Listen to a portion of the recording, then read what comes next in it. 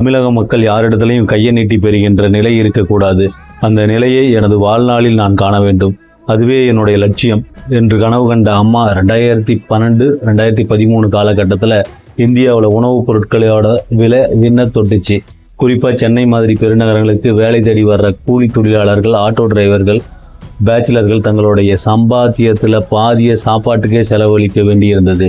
இதை மாற்ற நினைச்ச அன்றைய முதல்வர் ஜெயலலிதா 2013 பிப்ரவரி 19 சென்னை மாநகராட்சியோட சேர்ந்து இந்த திட்டத்தை தொடங்கினாங்க. ஆரம்பத்தில் இதுக்கு பேர் மலிவு விலை உணவகம். ஆனால் மக்கள் இதை அம்மா உணவகம்னு அன்போடு கூப்பிட ஆரம்பித்தாங்க. இதோட விலைப்பட்டியலை பார்த்தா இன்றைக்கும் ஆச்சரியமாக தான் இருக்கும். காலையில் ஒரு இட்லி 1 ரூபாய், பொங்கல் 5 ரூபா, மதியம் சாம்பார் சாதம், லெமன் சாதம் 5 ரூபா, தயிர் சாதம் 3 ரூபா, நைட்டு சப்பாத்தி 3 ரூபா. இங்கே ஒரு முக்கியமான கேள்வி, ஹோட்டலில் 50 ரூபா